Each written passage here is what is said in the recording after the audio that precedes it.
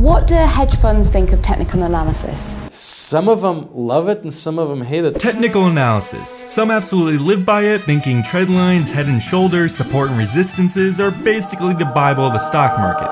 Alright, a third way I'm different. I use technical analysis. Ooh, right? And to be fair, there's a lot of traders that have made a ton of money from using just purely technical analysis. Then there's the other side, where people think technical analysis is basically astrology for traders.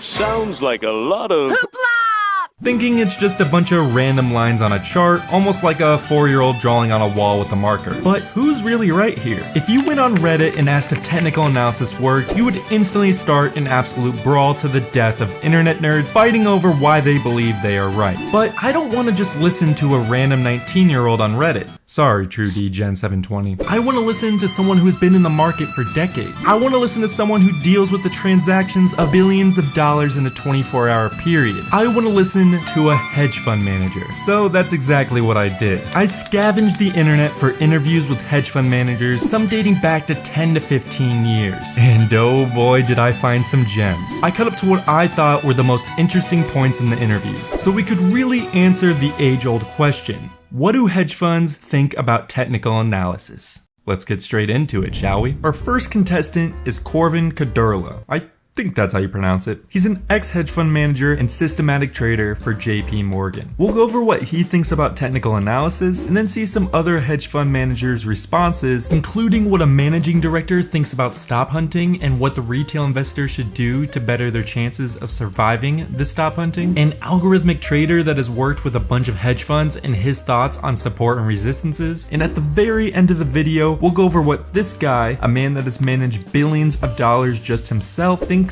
about stop losses. So going back to Corbett, when asked what he thinks about technical analysis, this was his response. Some of them love it and some of them hate it, and I think you have to really specify what you mean by technical analysis. If technical analysis means optically looking at the chart and looking at heads and shoulders and stuff like that, it becomes very difficult to test. You see, you might look at this today and see it's a heads and shoulders, and in 5 years' time you might see something completely different, maybe a cup with handle.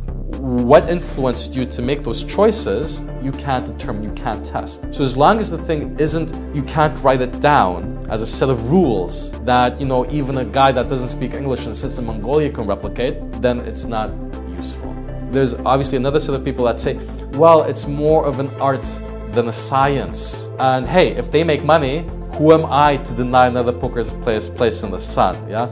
So ultimately, that's the really great thing about trading. Regardless of how you manage to get that black number at the end of the year, that's ultimately all that matters. So after hearing Corvin's response, I completely agree with him. I like to think my channel has the complete staple of always backtesting strategies to make sure they work in the long term. In order to backtest said strategies, there has to be a specific set of rules that you have to follow. It can't just be, oh, when you get a certain feeling that the chart is losing momentum. No. The other point he made was, look, if something's working for you and I don't necessarily agree with it, who am I to say that it doesn't work? If it's making you money, it's making you money. So I think that's another really key thing to take away from this. You shouldn't just automatically neglect someone's trading idea just because it doesn't follow your rule set. I guess what I'm trying to say is you should have an open mind when talking to other traders. Our next speaker is David Paul, a financial trader and managing director of Vector Vest. The main topic he is going to be talking about is if stop hunting and trading exists and what the retail trader can do to help better their chances in surviving attacks like this. It's always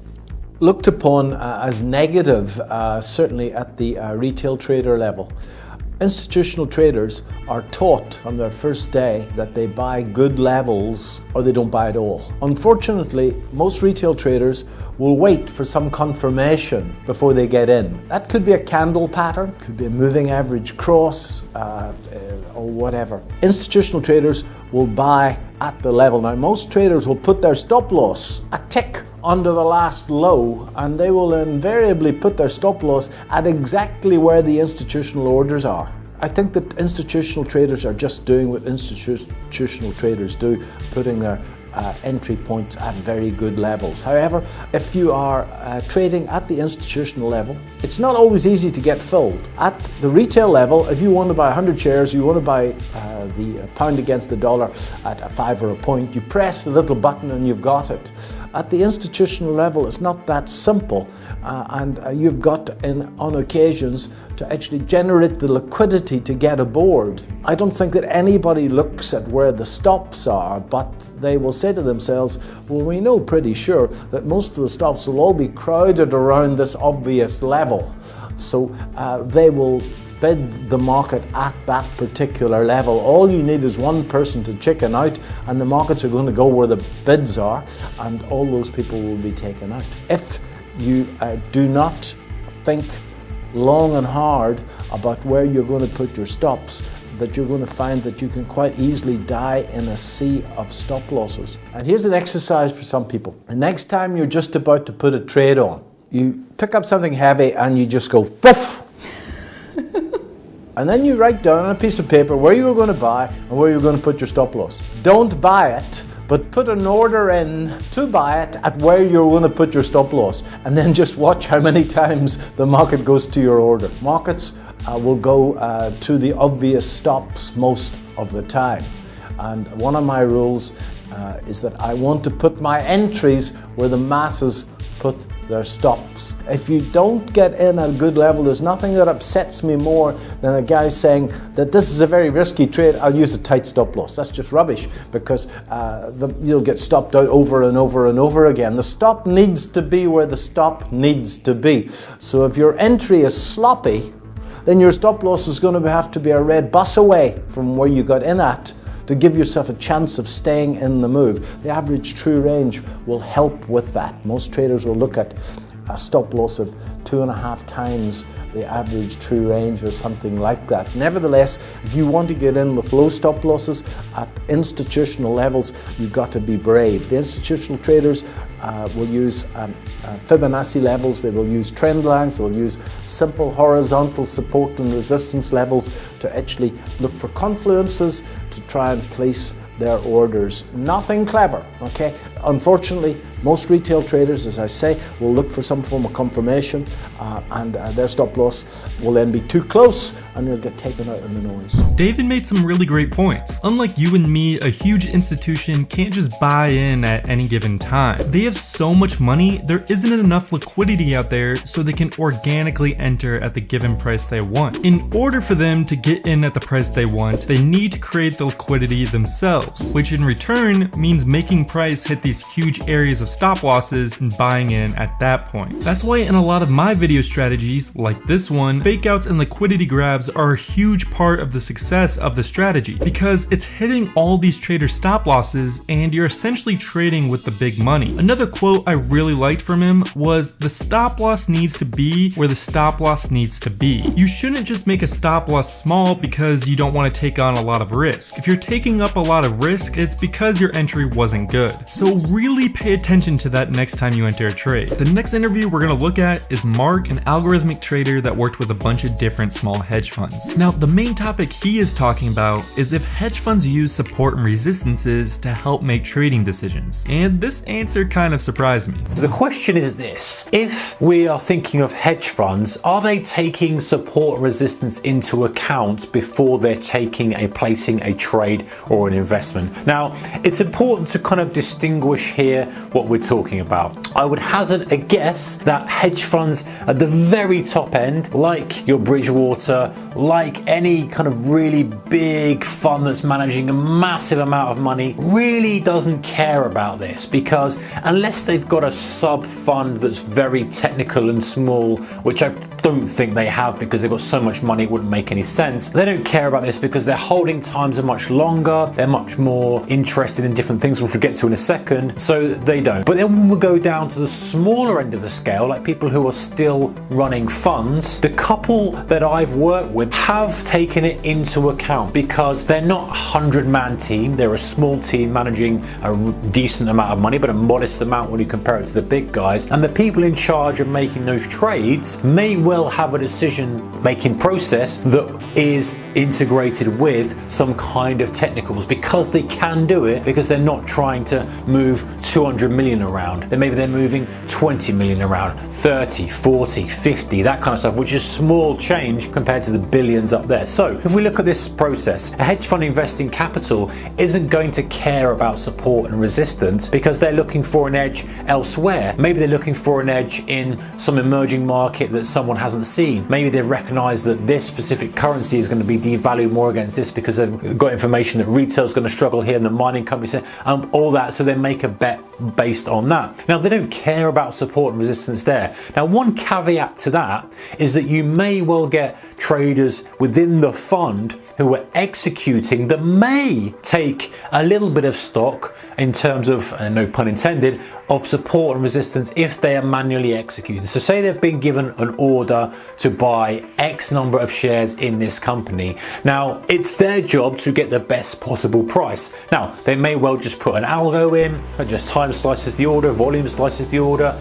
and they leave it and they're off, they don't really care. They may well do it manually, and there may well be a trader who's looking at charts like us, who's executing it in batches, and maybe he sees the price at resistance and says, well, I will just see, I've got another batch to do, I need to do it anyway, shall I just see if it backs off from this, because I think that we might back off, in which case then maybe they do. Is it kind of integral is the word I'm looking for, into their whole system and strategy? No, it's not. They're still going to buy regardless. As we go down, or up should I say, it becomes less and less likely. Traders don't really care about that, they just care about getting the order done. It's such a big order that it has to be done regardless, and little things like that aren't going to make a difference. But as you come down the scale into the smaller kind of regulated funds, then yes, you can imagine that there's going to be some traders in there, and they may well be sitting there saying, well, actually, you know what, we're going to take this order, but we'll wait because we're hitting resistance or we're at support now, maybe we should start to scale into the position. They'll still have to take the trade anyway, but it might mean that they adjust the order as they're doing it. Now, Mark made some really great points. The key thing to take away from this is, are hedge funds really looking at support and resistances? Well, the big guys that are dealing with billions of dollars, no, because it financially doesn't make sense for them to go that in depth with the charts for liquidity reasons. But the smaller ones, they will sometimes use it to help make decisions on when to enter. So say if price is at this resistance level and they were told to buy that specific stock, they might wait a little bit to see if it comes down to support so they can get it at a better price. Sure, they're gonna buy either way, but they may base some of their decision on when to enter based off that support and resistance. Is their sole reasoning based off support and resistances? No, their decisions are based off other larger factors, but they may just use them to get a little more specific on when to enter. Our final speaker is Andre, who is a senior portfolio manager at Citizens Business Bank. He's going to be going over what his thoughts are on stop losses and how traders should be using them. I am going to be a huge contrarian to everybody else who said, be careful, be careful, be careful, have tight stop losses, tight stop. But tight stop losses, I am certain, is the main reason why most traders don't make money. Because before a trade moves your way, it usually moves the opposite way, because the people in the market they have to make money from you, and they know they're going to close you out, because most of you have tight stop losses, so you never get to make money. I'd say if you're confident about a trade, don't have tight stop losses. Have a big gap between your stop losses. So if it goes down and it backs up to where you want, you're still in the trade and you're not taken out. I would say stop losses is the main reason why most traders don't make money, even when they get it right. When they know the direction is right and they still get taken out, it's because of your stop losses. I say, don't listen to anyone who says have really tight stop losses. If you are confident, don't have tight stop losses. You will lose money even if you are right in guessing the direction. Are they ever a good idea? They're good ideas sometimes, but then I would say if you're not sure about your trade, then don't do it. Don't do it. It's a good idea if you have a huge position that, over the weekend or whatever, some massive political event is going to happen, and by the time you can catch up with it, it's too late, you're wiped out. So in that case, it's good to have a stop loss. But still, I would say, don't have your stop losses too tight if you can help it. You have to judge where you are, what time of year you are, what's going on geopolitically, whether it's safe generally to keep your position open without a tight stop loss. Stop losses, I would say, if there is a research done, that people would find is the main reason why when they guess the market direction right, they never made money, because they get taken out. And the people who run the markets, they know their game. They know if they go down before they go up, they're taking you out. I completely agree with Andre here. Now, it definitely depends on what type of trader you are. Just from listening to this interview, I can already tell Andre and his firm are major long-term traders, so it really makes sense for them to have these huge stop losses. Whereas someone who's day trading penny stocks may not really want to have huge stop losses like this. So it really depends on what type of trader you are. But I do completely agree with his mentality. If you were confident in a trade, there's no reason to have a small stop loss. And to back that point up even more, you should only enter a trade in the first place if you're confident in it. Overall, after listening to all these interviews, it does sound like hedge funds use bits and pieces of technical analysis. Sure, they're not basing their whole decisions purely based on it, but they do use it to a certain point, which I found pretty interesting. If you found this video helpful or interesting, you should definitely check out this video where I go over a strategy where you can see where hedge funds and institutional traders are buying and selling. Thanks for watching, and I'll see you guys next time.